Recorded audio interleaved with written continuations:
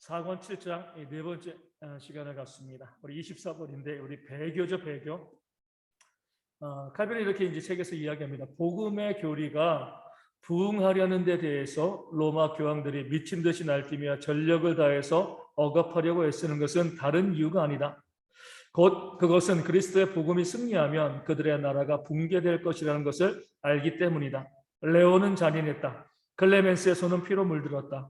파울로스는 흉악했다. 그러나 이 사람들이 진리와 싸우게 된 동기는 그들의 성격에 있지 않고 그렇게 하지 않으면 그들의 권력을 유지할 수 없기 때문이다. 또 이렇게 이야기합니다.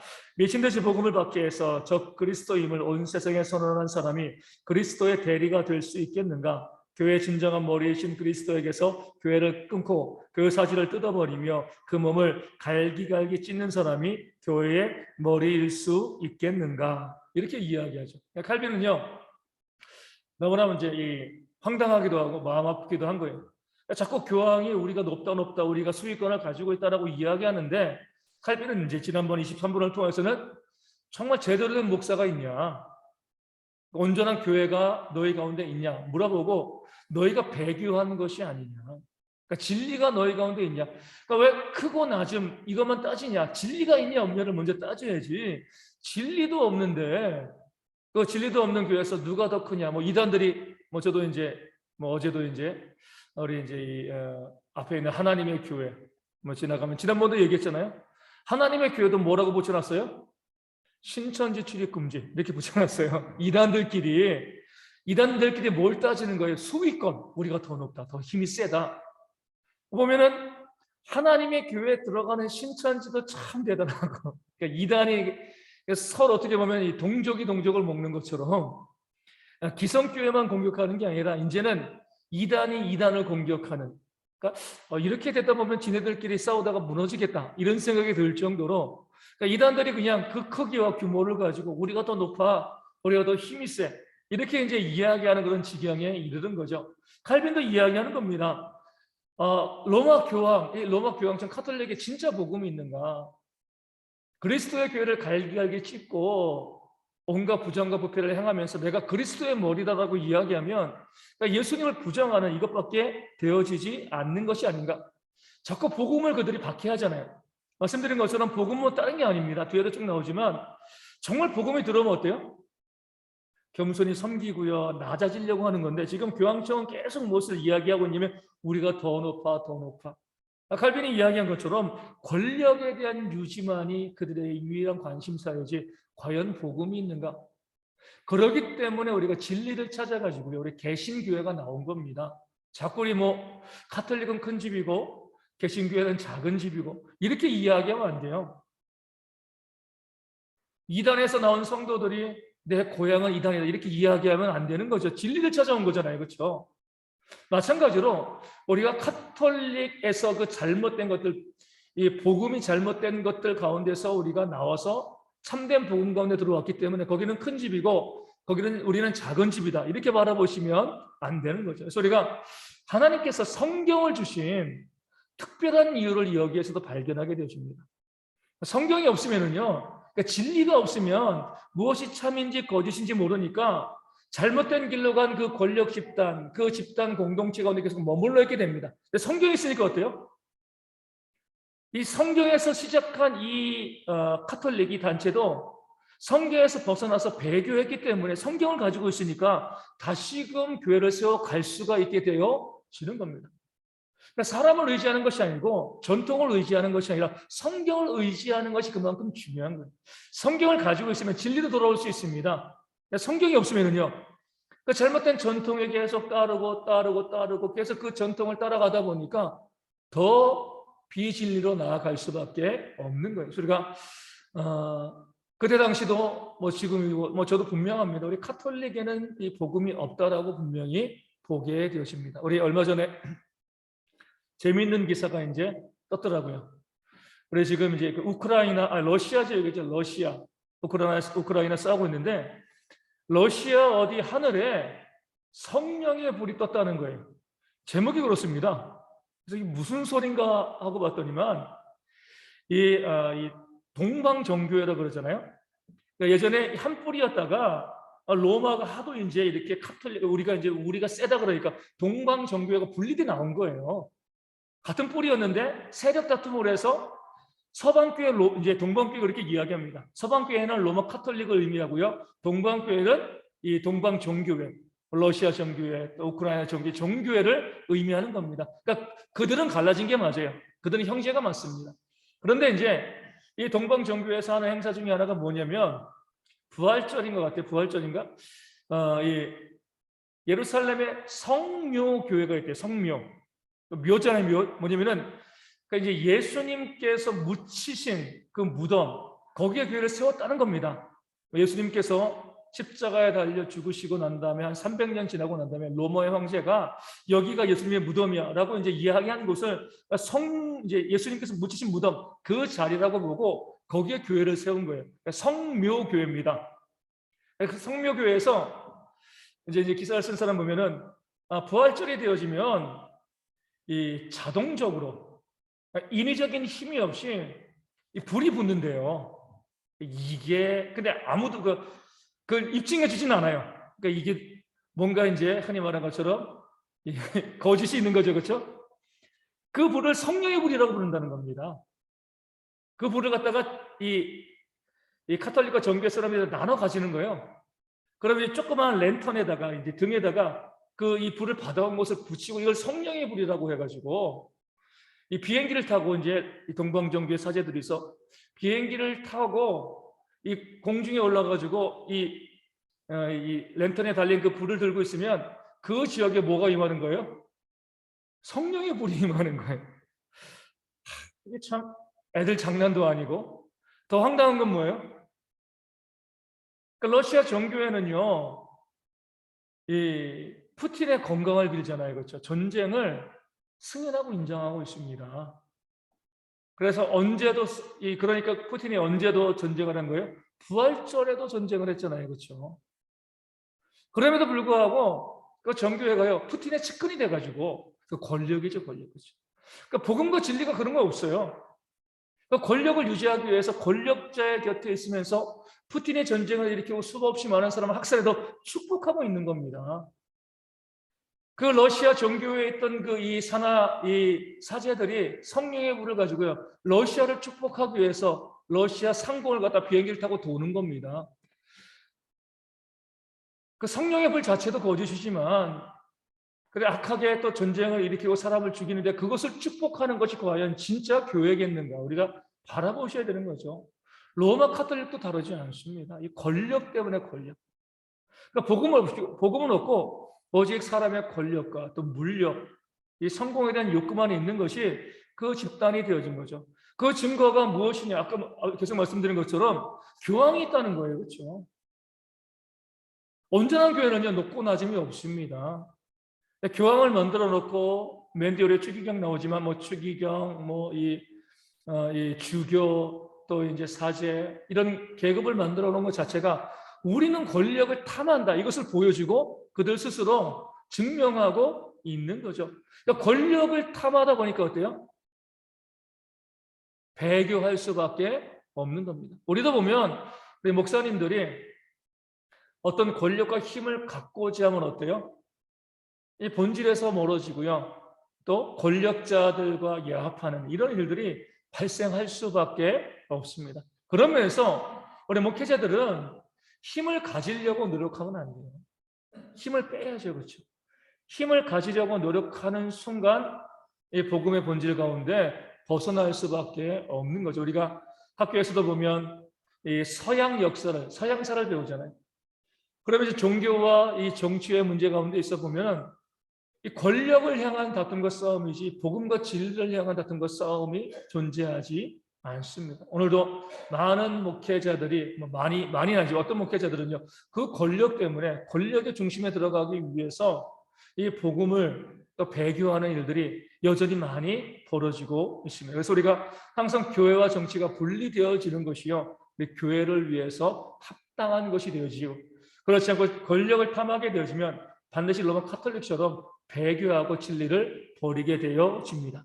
25번에 보면 적 그리스도의 왕국 칼빈은 이렇게 이야기합니다. 로마 교황이 하나님께만 속하는 것 특히 그리스도에게 속하는 것을 파렴치하게 자기에게 옮긴 것이 분명할 때에 우리는 그가 저 불경하고 가증한 왕국의 지도자이며 기수인 것을 의심할 수 없는 것이다. 하나님의 것을 탐하는 거죠. 그렇죠? 교회의 머리가 되는 것을 탐하는 거예요. 그렇죠? 우린 모두 지체인데 내가 제일 높다라고 이야기하고요. 자신을 높이고 교만하고 자랑하는 것. 이 자체가 그 스스로가 적 그리스도이다. 내가 모든 이 교회의 머리이다. 내가 보편적인 감독이다. 이렇게 이야기하는 것 자체가 하나님께만 돌려야 될 영광이거든요. 하물며 하나님께서는 인간의 몸을 입고 낮아지신 몸으로 왔는데 내가 사람인데 자꾸 더 높이 올려가고 하고요. 그 높은 위치 가운데 무엇인가 지배하고 다스리는 이런 권력을 행하려고 하면 그 자체가 적그리스도와 같은 거죠. 그래서 우리가 교회 가운데서도 사회는 어쩔 수 없지만 교회 안에서 자꾸 높아지고 권력을 행사하려고 하는 그런 모습이 있다라고 하면 목사이건 우리 성도이건 적그리스도의 모습을 보이는 겁니다. 교회의 가장 기본적인 모습은요, 겸손히 섬기는 것, 낮아지는 것. 이게 바로 교회의 복음의 본질이 되어지는 겁니다. 26번에 보면 교황권은 진정한 교회 질서에서 멀리 떠났다. 이렇게 이야기하고 있습니다. 그러니까 교황이 주장하는 건 이거예요. 가톨릭이 주장하는 건 우리는 전통이 있다는 거예요. 오래됐다는 거죠. 그렇죠? 개신교에 대해서 너희는 1500년도에 분리돼 나간 것이고 우리는 베드로부터 계속 전통이 있지 않냐. 이런 질서를 그들이 주장하고 이야기하는 거죠. 그렇다고 하면은요, 이단도 오래되면 진리가 되어지는 건가요? 무엇이건 오래되어지고 무엇이건 전통이 있으면 거기에 진리가 있어. 이렇게 이야기하는 것이 그렇게 이야기하면 안 되는 거잖아요. 오래됐다는 것이 중요한 게 아닙니다. 저희 교단에도 모교회가 있잖아요. 그렇죠? 우리 한국교회도 모교회가 있습니다. 우리 모든 교회 모교회인 초대 예루살렘 교회도 있고요. 우리 모교회들이 있어요. 그러니까 늘 거기가 선하고 늘 그것이 옳다라고 주장하면 그 잘못된 거죠. 하나님께서 요한계시록에 나온 소아시아 7교회를 지금 남아있지 않게 하신 이유가 뭐예요? 우리로 하여금 그 교회가 전통에 의지하지 말라는 거죠. 어떻게 보면 우리 한국교회의 전통은 대부분 다 이북에 있습니다. 그렇죠? 이 중국을 통해서 복음이 들어왔기 때문에 거기에 복음의 전통이 있지만 그 교회들이 다 문 닫고 없어졌잖아요. 그렇죠? 오래됐다고 해가지고 전통이 있다고 해가지고 무조건 진리가 아닌 거죠. 아무리 작은 교회가 할지라도 세워진 지 얼마 안 된 교회라 할지라도 진리 위에 서 있으면 그것이 바로 질서 있는 교회가 되어지는 겁니다. 우리 항상 보실 때 사회생활, 우리 교회 생활도 마찬가지죠. 우리 교회에 각 교회별로 어때요? 나름대로 전통이 있잖아요. 그렇죠? 전통을 자꾸 주장해요. 우리 장로들의 유전처럼 그 전통을 주장하고 그 전통에 따른 성경 위에 올라가 있는 경우들이 있습니다. 질서가 무너지는 거죠. 그런 전통 같은 거 우리가 존중하지만 말씀과 배치될 때는 말씀을 따라 하는 것이 우리의 신앙의 지혜가 되어집니다. 항상 보면 말씀에 그러한가 봐야죠. 다른 교회는 어떻게 하고 있나? 우리 교회 전통이 무엇인가? 이런 거 바라보면 우리가 진리에서 벗어날 수가 있습니다. 우리 모든 믿음의 사고도 진리 말씀으로만 사고하고 말씀으로만 바라볼 수 있는 그런 모습이 있을 때 교회가 바르게 세워지게 될 줄로 믿습니다. 27번에 보면 교황들의 악행과 이단설은 그들의 권력 주정과 전혀 반대된다. 교황들이 악행을 많이 저질렀거든요. 사람도 많이 죽이고요. 또 이 인신매매, 성직매매도 하고 또 교황들 보면 그 다음도 나오겠지만 이루 말할 수 없는 이단설을 성경을 잘 모르니까 이단설을 많이 주장을 했습니다. 그게 넘쳐나요. 그럼에도 불구하고 뭐예요? 그들은 아무리 이단 교리를 이야기해도 교황이 이야기했으면 문제가 없다는 거예요. 하나님께서 이 교황을 보호해 주신다는 거예요. 무호하게. 그러니까 이단설이 분명함에도 불구하고 자기들도 부정하고 아니라고 이야기하면서도 이 교황이 이야기했기 때문에 문제가 없다라고 주장을 합니다. 그럼 우리가 이제 이렇게 보는 거죠. 하나님께서 그렇게 이단을 주장하는 그런 교황들에게 세상 교회를 다스릴 권력을 주시겠는가 이거죠. 그럴 리가 없는 거죠. 교회와 성도가 무너지는데 악행과 이런 설을 주장하는 자들에게 하나님께서 그 권력을 주실 이유가 없습니다. 그럼에도 불구하고 그들은 교황의 위치, 그 자리에 있으면 모든 것이 문제가 없다. 이것이 질서다라고 이야기합니다. 하나님의 위치에 올라갑니다. 성경을 통해서 보면은요, 베드로도요, 그들이 일대 교황으로 섬기는 베드로도 예수님께 어떤 책망을 들었어요? 사단아, 내 뒤로 물러가라. 엘리야도 우리가 성경이 같고요. 또 많은 하나님의 일꾼들이 성경에서 부족함과 또 연약한 모습을 보여줍니다. 성경이 일부러 기록한 거죠. 사람은 다 똑같다는 거예요. 그런데 가톨릭은요, 교황을 그렇게 보지 않습니다. 그는 하나님의 특별한 보호하심을 받기 때문에 절대로 오류가 없고 잘못할 수가 없다. 그 잘못한 것에 대한 명백한 증거가 있는데도 잘못할 수가 없다라고 이야기하니까 개신교가 나올 수밖에 없는 겁니다. 우리가 더 이상 이야기할 수가 없는 거예요. 우리가 하나님께서 부패한 사람에게 그런 교회를 맡기는 권력을 주시지 않는다. 이 원리를 통해서 봤을 때 교황이 하나님께 그 권력을 받을 리가 없다. 이렇게 바라볼 수가 있게 되어집니다. 구체적인 예로 28번에 요한 22세의 배교가 나옵니다. 칼빈이 이렇게 이야기합니다. 이 사람은 영혼은 사멸적인 것이어서 육체와 함께 죽어 부활하는 날까지 죽은 대로 있다고 공건하게 주장했다. 그러니까 영혼도 죽는다는 거예요. 성경에서는 영혼이 죽는다고 이야기하지 않거든요. 영혼도 죽었다가 나중에 육체가 부활할 때 다시 살아난다. 이렇게 이제 주장을 한 거죠. 이렇게 주장을 했는데 이런 비성경적인 주장을 해도 아무도 여기에 대해서 반대하지 않았습니다. 근데 어떤 사람들이 프랑스 왕을 충동을 한 거예요. 세상의 권력자를 충동한 거죠.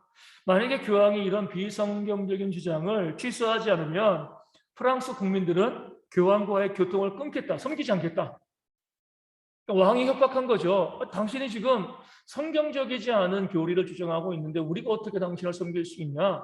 우리는 당신과 이제 빠이빠이 하겠다. 이렇게 이야기하니까 이 말을 듣고 이 이단적인 주장을 했던 교황 요한 22세는요, 자기의 과오를 인정하고 철회했습니다.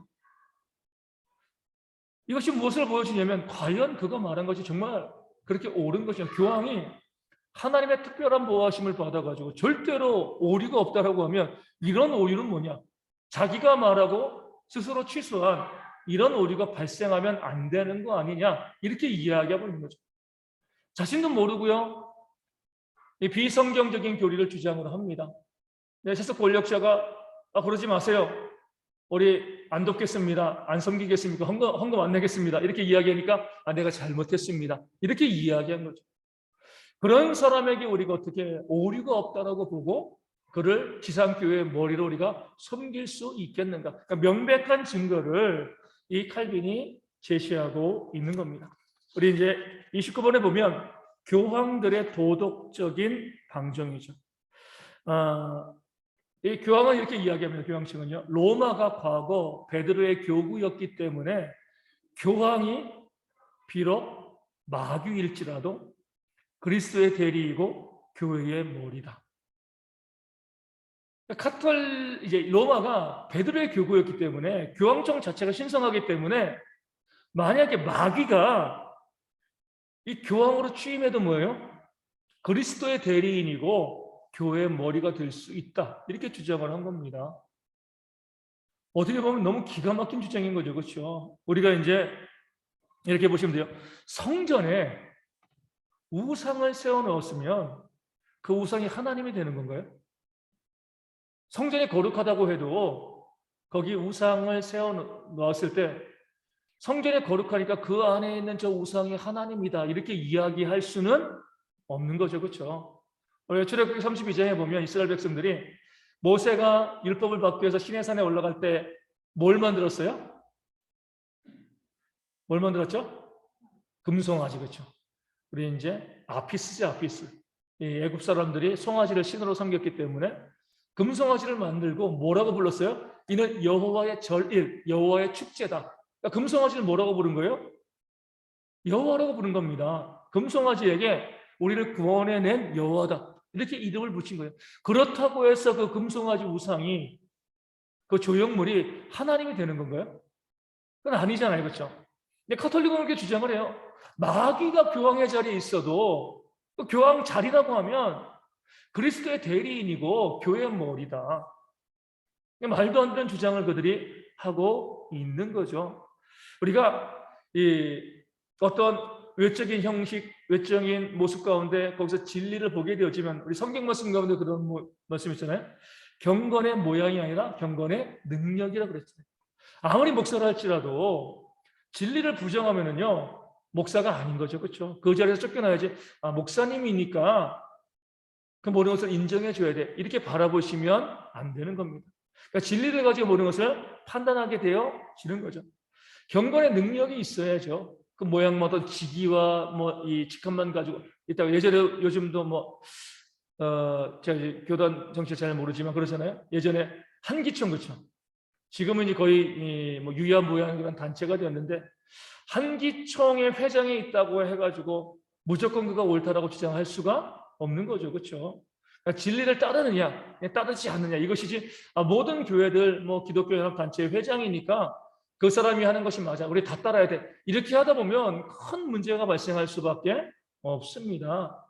마찬가지로 우리가 경건의 능력이 있어야지, 참된 복음이 있어야지 진짜 교회의 수장이라고 부를 수 있는 것이지, 그 위치가 있으니까, 위치에 올라가 있으니까 무조건 옳다라고 주장하는 이런 카톨릭적인 모습들을 우리가 부정해야죠. 그러면서 칼빈은 이렇게 이야기합니다. 정말 경건의 능력이 있는 것, 우리가 어떻게 알 수 있는가? 바로 도덕적인 능력이라는 거예요. 그렇죠? 그 도덕성에 있어서 흠이 없어야 되는 거죠. 완전할 수는 없지만 정직하고 깨끗한 그런 모습이 있어야 되는데, 로마의 교황들은요, 우리가 역사를 통해서 보면 너무나 타락하고 방종한 모습들을 많이 보이고 있습니다.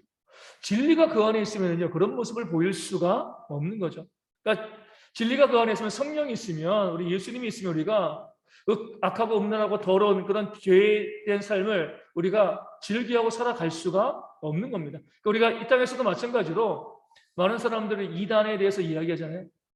이단에 대해서 교리를 이야기하고 그러는데, 우리가 이단이 참인지 거짓인지, 뭐 당연히 거짓이겠지만 우리 이단과 우리 개혁교회 중 어떤 것이 참인지 우리가 알 수 있으려면 그 교회가 도덕적인가 그렇지 않은가를 보셔야 돼요. 아무리 멀쩡한 교회라 할지라도 뭐 수백 년 역사를 가지고 있는 뭐 한국 교회 뭐 장자교회다 이렇게 이야기해도 그 안에 부패와 타락이 있으면은요, 교회라고 부를 수가 없습니다. 이단들이 그러잖아요. 그 교주들이 얼마나 성적으로 또 세상적으로 부패하고 타락한 그런 모습을 보이고 있습니다. 그런 모습을 통해서 우리가 거기에 진리가 없다 이렇게 이야기할 수 있는 거죠. 교황도 마찬가지예요. 그 직위가 있고 뭐 이 베드로의 교구이기 때문에 그 안에 있는 사람 무조건 오류도 없고 그 안에 있는 사람들은 아무런 문제가 없어. 실제로 보면 온갖 추잡한 일들이 그 가운데 많이 있거든요. 그런 것들을 다 무시하고 무조건 그 자리에 있으니까 옳다라고 주장하는 것은요, 잘못된 모습이 되어지는 거죠. 바른 교리에는 반드시 바른 도덕이 자리 잡고 있어야 됩니다. 바른 도덕이 자리 잡고 있다는 것은요, 다른 측면에서는요, 세상의 타락에 대해서 교회가 당당히 지적할 수 있어야 된다는 거죠. 우리가 보면은 많은 교회에서 우리 한국 교회가 경건하려고 애쓰고 노력하는 모습들이 있는데, 세상의 부패하고 타락한 모습들에 대해서 눈 감는 적들이 너무나 많이 있어요. 뭐 정치라든가 경제, 우리가 거기 참여해서 뭐 하는 건 아니지만 잘못된 것은 잘못된 것이라고 이야기하고 세상을 정의롭고 공의롭게 만들어 가야 되는데, 그런 모습에 우리 교회가 눈 감을 때가 참 많이 있다는 거죠. 우리만 구원받으면 되지 뭐, 나만 천국 가면 되지 뭐, 그렇지 않습니다. 진리가 그 안에 있으면은요, 세상의 잘못된 부분들에 대해서 분명하게 이야기하고 그래서 고쳐가도록 애쓰는 모습들이 있게 되어지는 거죠. 우리 한 달 정도 있으면 우리 지방선거가 있습니다. 그렇죠? 믿는 사람들, 우리가 진리가 있다라고 하면은요, 그 지방선거를 통해서도 어때요? 정직한 자, 바른 자를 세우기 위해서 적극적으로 우리가 기독교인들이 투표를 해야 되는 거죠. 뭐 누구에게 투표하라 이것이 아니라 내가 정말 면밀히 살피고요, 대충 하지 마시고 누가 더 정직할 것인가, 누가 더 공의로울 것인가 바라보시면서 세상을 바꿔 나가는데 교회가 참여하고 애쓰고 노력하는 그런 모습이 있어야 돼요.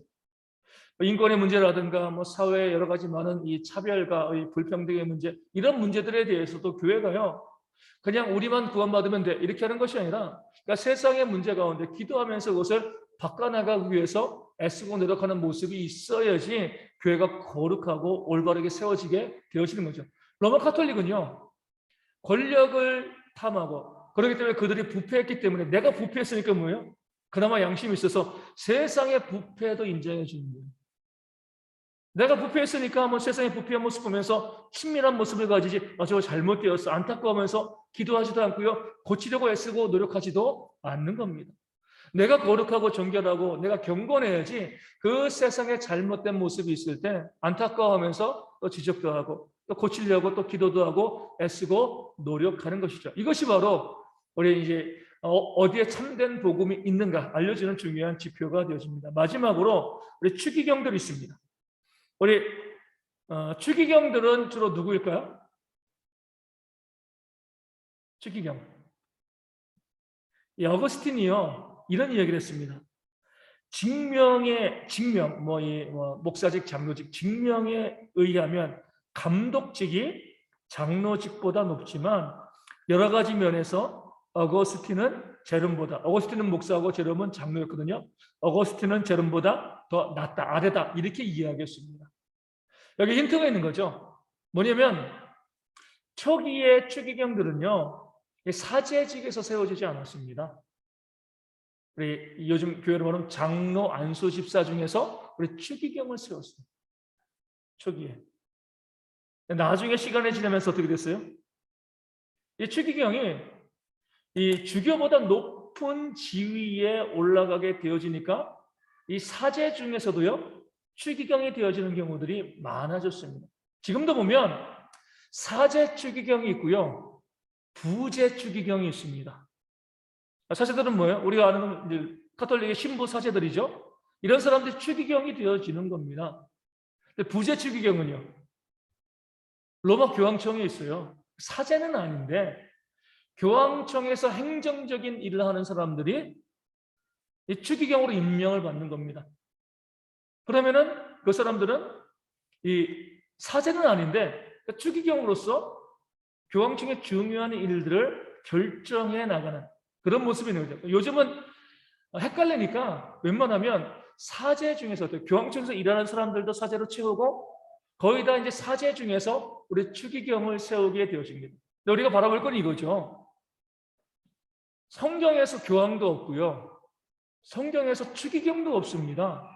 사제는 있죠, 그렇죠? 우리 감독 그리고 장로. 성경에 있는 직위가 있고 성경에 없는 직위가 있습니다. 교황도 없고요, 추기경도 없어요.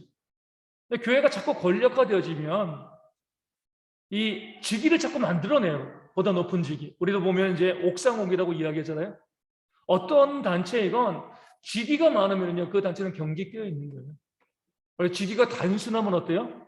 그 단체가 유연한 거죠. 그래서 우리 그것이 옳은지 아닌지 잘 모르지만 요즘 막 이 회사에서도 그런 회사들 있잖아요. 외국 좀 본받아가지고 그러니까 직위를 자꾸 없애버려요, 그렇죠? 없애버리고 다 직위로 부르기보다 이름으로 부르고, 또 이름으로 부르기 좀 애매하니까 영어 이름을 만들어가지고 영어 이름으로 부르고, 그러면서 이제 조직을 갖다가 좀 더 유연하고 또 부드럽게 만드는 거죠. 부장, 이 대리부터 해가지고 부장, 차장, 이 이사, 또 상무, 전무, 이 회장, 또 대표회장 이렇게 쭉 하다 보면 회사가 공룡 조직이 되어지고 권위의식이 또 높아지는 거거든요. 이런 것들을 없애기 위해서 우리가 다 평등한 관계로 만들자, 이렇게 이제 이야기하고 있는 분위기인데 카톨릭은 그러지 않습니다. 사람들에겐 권력의 욕구가 있으니까요, 사제로 만족하지 못하는 거예요. 사제로 만족하지 못하니까 감독, 이 주교를 주고요, 또 주교로 만족하지 못하니까 총대 주교를 주고, 또 새로운 직종이 뭐가 없을까 하다가 우리 추기경을 만드는 겁니다. 이런 자꾸 계급을 만들어서 거기에 사람들이 몰두하고 사람들 지배하고 다스리는 그런 모습이 있는 거죠. 그것을 통해서 카톨릭 조직이라는 부분들을 만들어 나가는데 이것은 바람직하지 않은 거예요. 성경을 통해서 보면 제단을 쌓을 때도 어떤 돌로 쌓으라고 그랬어요? 다듬지 않는 돌로, 그렇죠? 투박하게.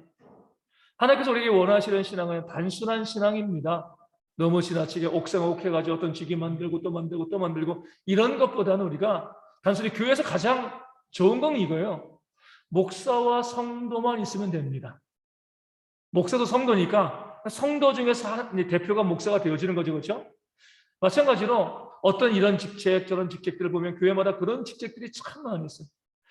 그런 그 직책들을 우리가 많이 만들어 가려고 애쓰고 노력하고 또 더 높은 지위를 만들고 하는 부분들이 우리 가운데 교회의 경건성을 위해서는 그렇게 바람직하지 않습니다. 우리 교회는 그런 게 없지만 노회만 가더라도 그래요.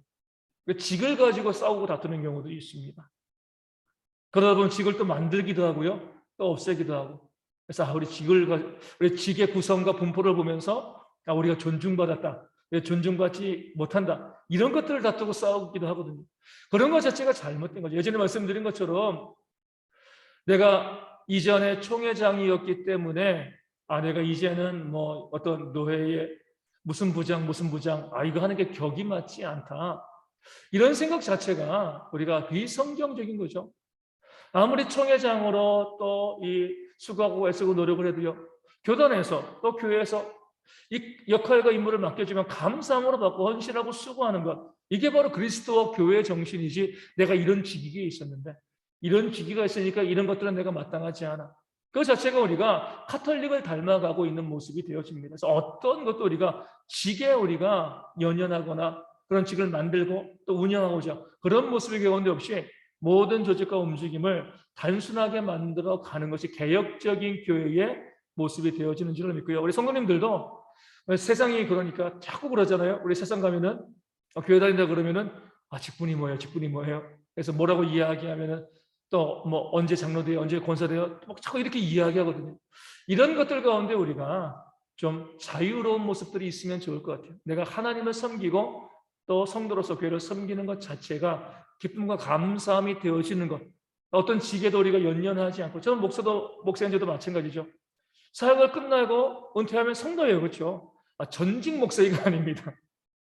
성도로서 그냥 교회를 섬기고 헌신하고 수고하는 것이지, 내가 이전에 목사였으니까 죽을 때까지 목사 이렇게 할 필요는 없는 거죠.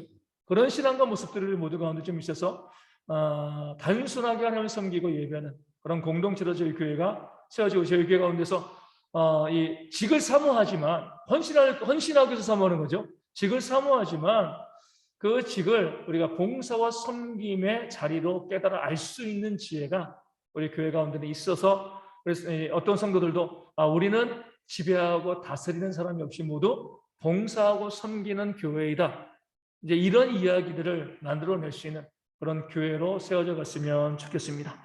우리 찬송하겠습니다. 몇 장 할까요? 찬송하고 싶으신 거? 305장 찬송가 305장 찬송합니다.